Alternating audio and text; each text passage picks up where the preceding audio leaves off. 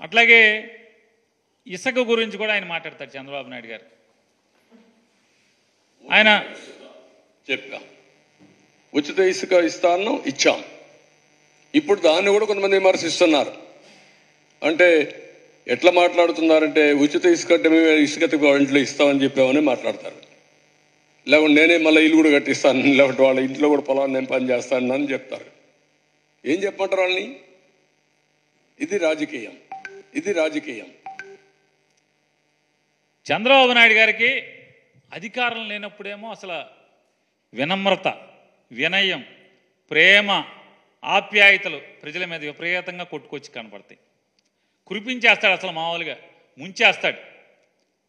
అధికారం రాగానే ఈ రకమైనటువంటి బలుపు మాటలు ఎక్సెక్కాలి, ఈ రకమైనటువంటి ఈసడింపు మాటలు. ఉచిత ఇసుక అంటే దాని అర్థం ఏంటి? నదికి వెళ్ళి ఎవరు కావాలంటే వాళ్ళు ఉచితంగా పట్టుకుపోవాలి, అంతే కదా. ఫ్రీగా ఇవ్వాలి కదా. ఆ ట్రాన్స్పోర్ట్ ఆడు ఏం తెచ్చుకుంటే దాంట్లో పట్టుకుపోతాడు. మరి ఫ్రీ అంటే ఏంటి?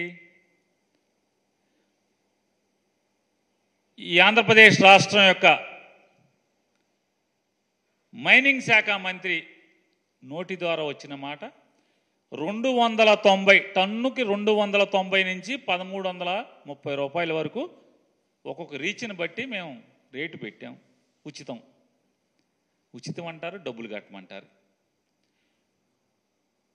అంతకితం కూడా ఎమ్మెల్యేలు దోచుకున్నారు. మళ్ళీ దోపిడీకి ముందు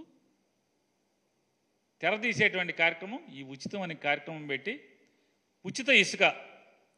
వీళ్ళు తంతు ఎట్లా ఉంటుందంటే నేతి బీరకాయలో నెయ్యి ఉండదు. చంద్రబాబు నాయుడు గారి మాటల్లో నిజాయితీ కూడిన మాటలని చెప్తాడు ఆయన, నీతి ఉండదు. వీళ్ళ ఉచిత ఇసుకలో ఉచితం ఉండదు, వీళ్ళ ఫ్రీ ఇసుకలో ఫ్రీ ఉండదు, డబ్బులు కట్టాలి. చంద్రబాబు నాయుడు గారు, వాళ్ళ అబ్బాయి నారా లోకేష్ నాయుడు గారు, పవన్ కళ్యాణ్ గారు ముగ్గురు మాటతో ఎన్నికల ముందు మాటలు కోటలు దాటిచ్చారు. ఇవాళ ఎవరు మాట్లాడట్లా, సమాధానం చెప్పరు. ఈ జీవో ఏంటని ప్రశ్నిస్తే మాట్లాడేవాళ్ళు లేరు. ఏంటండి పిల్లల ఇంట్లో పాట పాడారు కదా, నీకు 15 నీకు 15 నీకు 15 నీకు 15 అని. ఇవాళ ఏంటి జీవో ఏంటి? తల్లికి ఒక్కళ్ళకే అన్నారు, ఇన్ని షరతులు పెట్టారు. జగన్మోహన్ రెడ్డి గారిని విమర్శించారు. అటెండెన్స్ కావాలన్నారు 75%, రేషన్ కార్డు కావాలన్నారు, ఆధార్ కార్డు కావాలి, ఎన్ని అడుగుతున్నాడు. మేమేమి షరతులు పెట్టాం, ఇంట్లో ఎంతమంది పిల్లలు బడికి వెళ్తే అంతమందికి తలో 15,000 ఇస్తామని చెప్పాను, ఆ రోజు చెప్పారు. మరి ఇవాళ మీరేం చెప్పారు జీవోలో?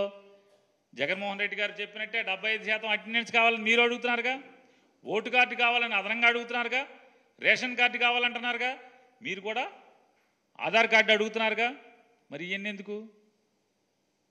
ఇన్ని షరతులు కావాలా అన్నారు. మేము ఒక పిల్లడికి ఏంటి ఎంతమంది పిల్లలు ఉంటే అంతమందికి ఇస్తామని చెప్పారు, పాట పాడారు. ఇవాళేమో అవన్నీ లేవు తూచి అని చెప్తున్నారు. ఇవాళ